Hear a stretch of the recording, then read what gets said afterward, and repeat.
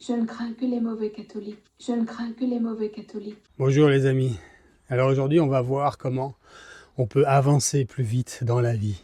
Alors avancer dans quoi? Dans la vie spirituelle évidemment, puisqu'il n'y a rien dans ce monde, je vais y venir, et qu'il n'y a que la vérité et le Christ qui est la vérité. Donc avancer vers le Seigneur, vers notre demeure éternelle, qui est la seule véritable vie, puisque celle-ci est un passage. Comment avancer? Peu importe la vocation qui est la nôtre d'ailleurs, que ce soit la vie religieuse, la vie maritale, la vie célibataire, quoi qu'elle soit en fait. Avant propos, je voudrais rebondir sur certains messages qu'on m'envoie ou que je vois sur la chaîne concernant les prophéties d'un tel ou d'une telle. Ce n'est pas parce qu'on parle de prophéties de différents, comment on les appelle, les prophètes ou alors des mystiques, voilà, que j'adhère à 100% à tout ce qu'ils disent. Je note, je ressens qu'il y a des choses à partager, donc je les partage. Mais il peut y avoir des erreurs à l'intérieur, et pour moi, ça ne me dérange pas plus que ça. À partir du moment où ce ne sont pas des erreurs dogmatiques du style j'ai arrêté pendant un moment, je mettais les messages de sœur belge ou belge, je ne sais plus. Et le jour où j'ai vu qu'elle parlait de la réincarnation, j'ai arrêté tout de suite. J'ai vu que ça ne relevait pas du catéchisme de l'Église catholique. Il y a des prophètes chez les protestants. Il faut savoir, et je finirai là-dessus, il faut savoir que le Seigneur, je ne vous apprends rien, il s'adapte. Il s'adapte à nous. Et c'est une grande miséricorde de sa part. Sinon, il faudrait qu'on soit parfait pour pouvoir le suivre et entrer dans sa demeure. Il vient nous chercher là où nous sommes. Il y a des personnes chez nos frères les protestants qui sont des brebis égarées, et il y en a chez les catholiques, attention, hein. Je dis ça pour les protestants, vous avez raison de penser que chez des catholiques que vous avez rencontrés, ils n'ont pas la foi ou ils n'ont rien compris au film. Nonobstant, l'église du Seigneur, c'est l'église catholique, avec plein de baltringues à l'intérieur, malheureusement, mais le catéchisme de l'Église catholique, c'est le dépôt de la foi et de la morale du Christ transmise par le Seigneur. Donc chez les protestants, je disais, vous avez des personnes et des prophètes qui transmettent des messages du ciel, adaptés surtout pour ces personnes de ces milieux-là, de ces temples, mais qui corroborent avec le plan de Dieu. C'est pas sous prétexte que c'est protestant qu'il faut balayer d'un revers de la main et jeter à la poubelle. Je ne vous invite pas à faire ça ou je vous conseille plutôt de ne pas le faire parce que ce serait une erreur. Et il y a des choses à apprendre chez eux qui manquent chez nous, tout simplement, qui manquent chez les catholiques. Enfin voilà, je voulais juste dire que je vais prendre un exemple concret pour le coup. L'avertissement d'après le père Michel Rodrigue serait dans quelques mois, et si on pourrait le penser, la façon dont c'est posé, que ça serait cette année 2025. Il n'a pas dit ça, hein. Il a dit que ça serait dans quelques mois. Quelques mois, ça peut être quelques années aussi. Si par exemple on est dans 22 mois, c'est plus qu'une année. Et on ne dirait pas quelques années pour le coup, puisque ça n'est pas 2 ans. Vous voyez ce que je veux dire ? Mais moi, personnellement, je ne pense pas du tout que l'avertissement, c'est cette année. C'est pour 2025. Je suis convaincu, avec ce que je sais aujourd'hui,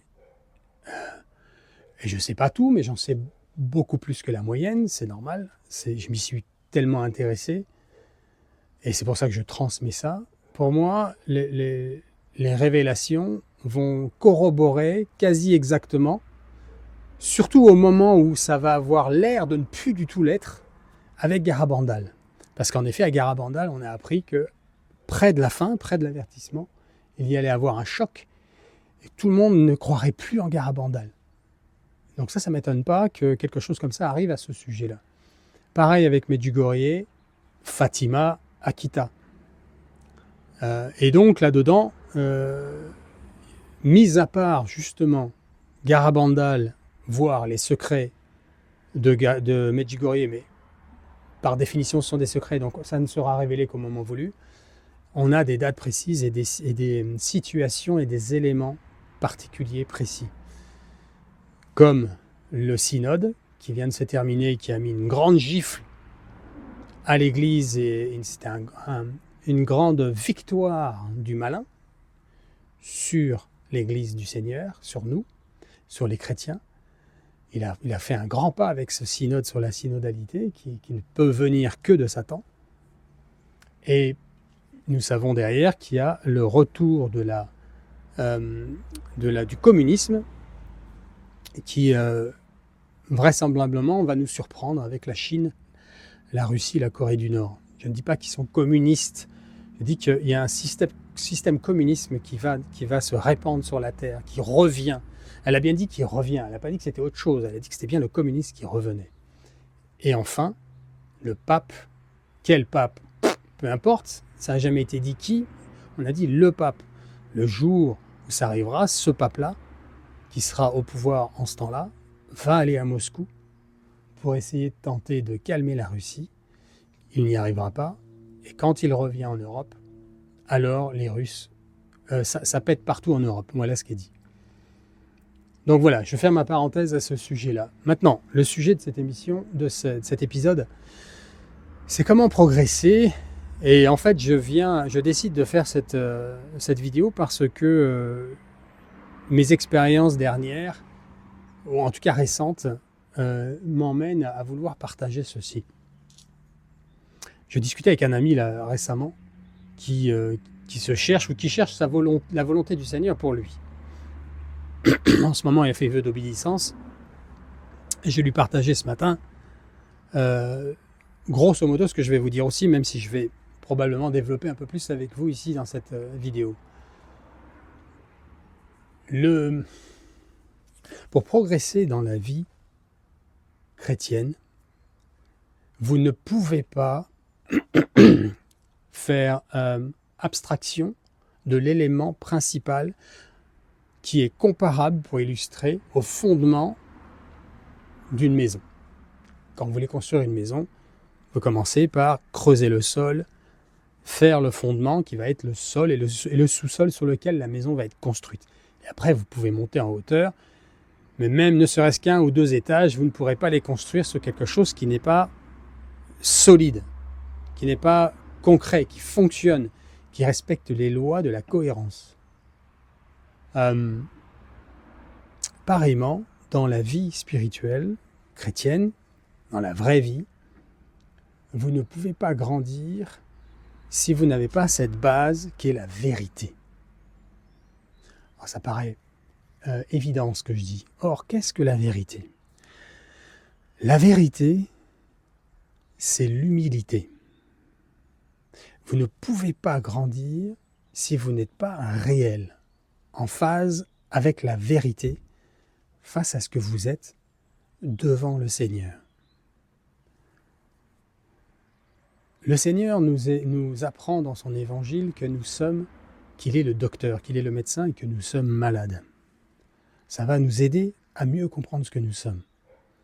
Nous apprenons aussi à travers saint Paul que le bien que nous voulons faire, nous n'arrivons pas à le faire, et le mal que nous ne voulons pas faire, nous le faisons.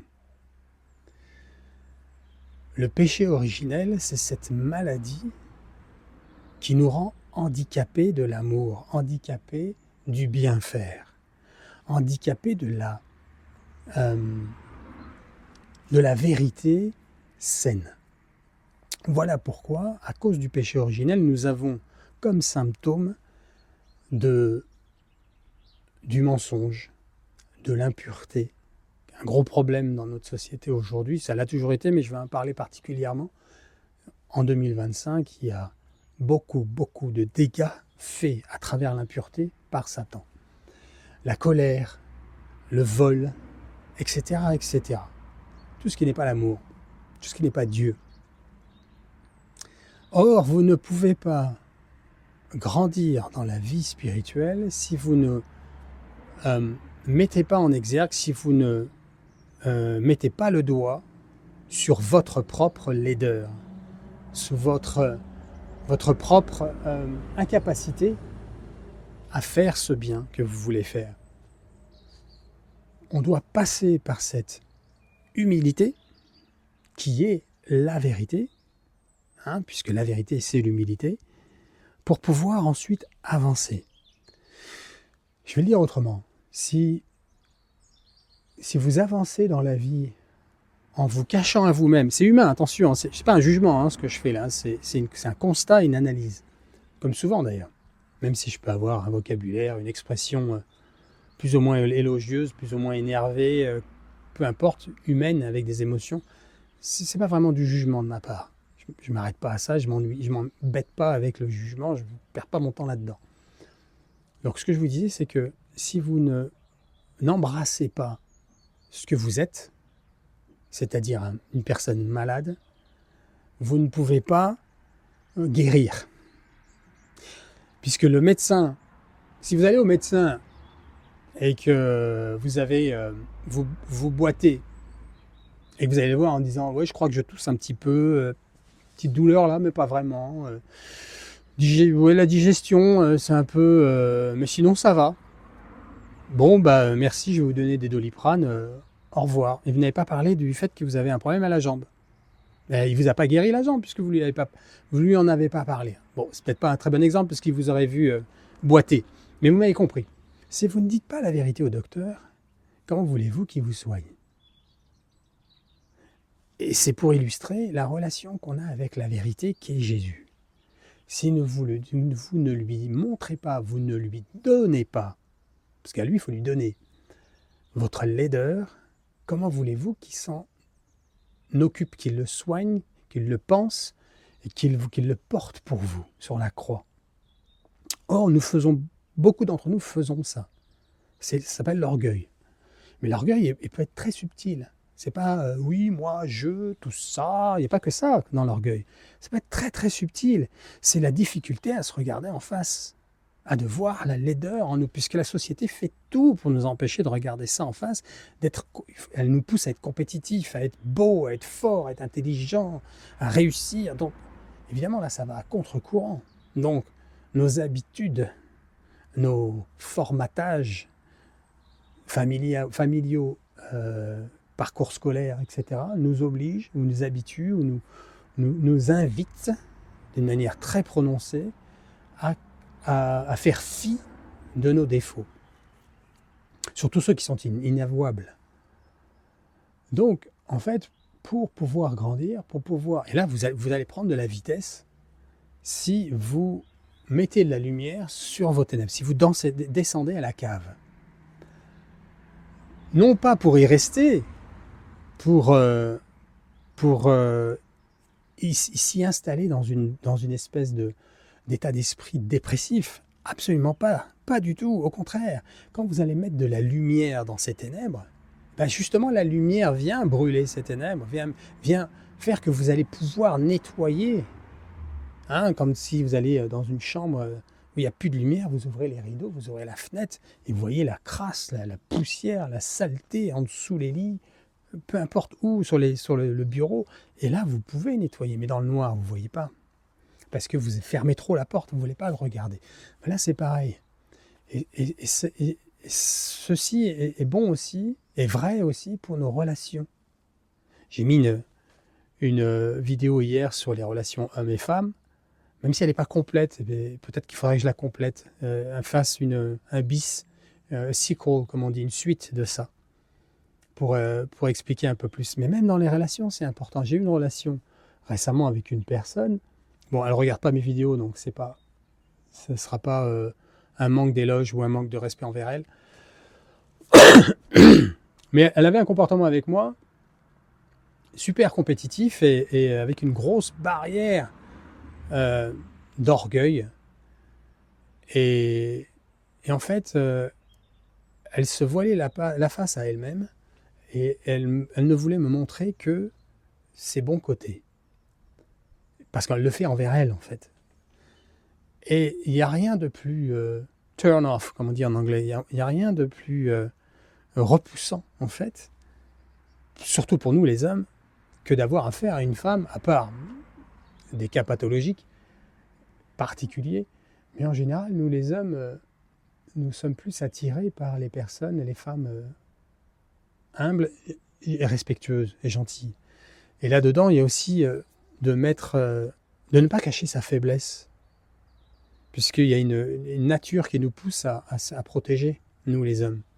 Or, si une femme se montre à un homme en disant « mais moi, j'ai pas du tout besoin d'être protégé, au contraire, je suis un protecteur, bien qu'une femme », bon, ça ne veut pas dire que tu peux pas ne pas l'être, surtout si tu as des enfants, par exemple, évidemment, qui a un côté aussi. Mais c'est une chose d'être capable de protéger, mais c'en est une autre de n'être plus être capable de pleurer, par exemple, et de montrer sa faiblesse, de se mettre en situation de vulnérabilité, face à la vie d'abord, face à toi-même, et en l'occurrence avec l'autre. Et là, pour le coup, je finirai cette petite parenthèse, moi, ça m'a... Déjà, j'avais pas confiance, je ne pouvais pas avoir confiance en elle. Parce que il y a un mensonge, en fait. Alors, ce n'est pas absolument volontaire, attention, je ne jette pas la pierre, hein, mais le comportement fausse tout. Alors que si tu es en humilité, en vérité, il y a la confiance qui vient tout de suite. Enfin, vous m'avez compris. Et donc, pour faire un cas beaucoup plus général, il faut bien prendre conscience que tous les hommes et toutes les femmes, je vais le dire vulgairement, mais ça va nous aider à bien comprendre, sont quelque part des salopards. C'est leur maladie, c'est leur état. Tu viens au monde comme ça.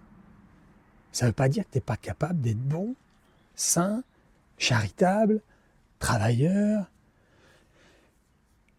plein d'adjectifs élogieux comme ça. Ça ne veut pas dire que tu n'es pas capable de ça, mais ça veut dire qu'il y a en toi un ferment nauséabond. Il y a une moisissure en toi que seul le Seigneur peut guérir si tu es dans l'humilité, donc dans la vérité. Ce faisant, tu ne crains plus rien d'abord. Quelque part, tu n'es plus attaquable par le malin. Et ça, je finirai là-dessus. Le malin ne veut absolument pas que vous rentriez dans cette vérité-là, parce que là, il n'a plus d'emprise sur vous. Si vous êtes dans l'humilité, il est mort. Il ne peut plus rien faire, puisque lui, c'est l'orgueil par excellence. Si vous reconnaissez votre faiblesse, votre capacité à être laid, méchant, orgueilleux, impur. J'ai dit que je ferais une parenthèse par rapport à l'impureté d'aujourd'hui. Aujourd'hui, nous vivons dans une société, l'humanité est touchée au fond par l'impureté, vraiment dans le cœur du péché originel. Mais en 2025, le malin, et ça ne fait pas seulement depuis cette année-là, hein, ça fait déjà bien une vingtaine d'années, voire un peu plus. Ça a commencé avec les VHS, les vidéos VHS dans les années 80, où la pornographie et les livres pornographiques, après les années 60 en fait, ont commencé à se propager. Il y a toujours eu des choses libertines ici et là dans des couches de la société, en bas comme en haut d'ailleurs.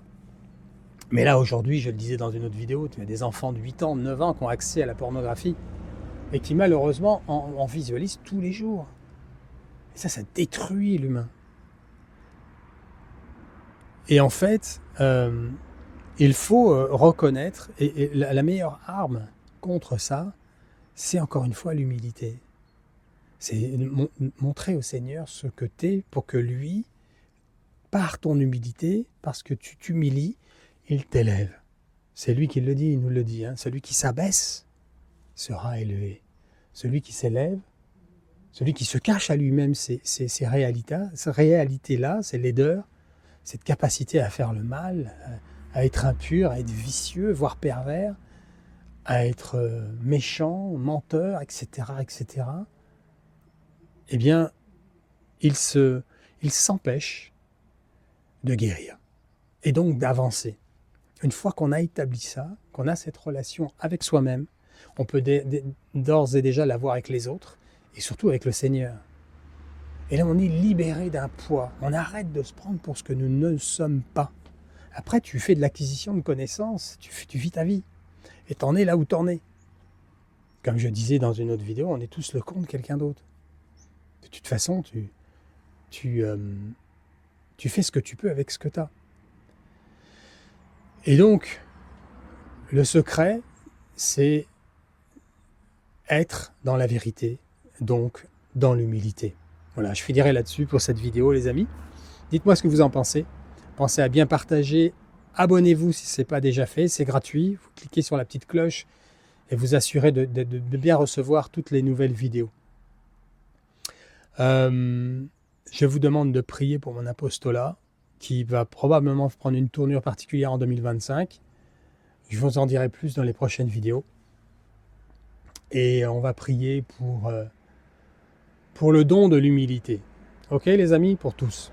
Pour être capable de lâcher prise, de laisser les armes, de lâcher les armes. Voilà. Parce que c'est des armes contre nous-mêmes. La vraie bataille, elle est contre nous-mêmes. Allez, on y va. Au nom du Père, du Fils et du Saint-Esprit. Amen. Je vous salue Marie, pleine de grâce. Le Seigneur est avec vous. Vous êtes bénie entre toutes les femmes, et Jésus, le fruit de vos entrailles, est béni. Sainte Marie, Mère de Dieu, priez pour nous pauvres pécheurs, maintenant et à l'heure de notre mort. Amen. Ô Marie conçue sans péché, priez pour nous qui avons recours à vous. Soyez bénis de Dieu, les amis.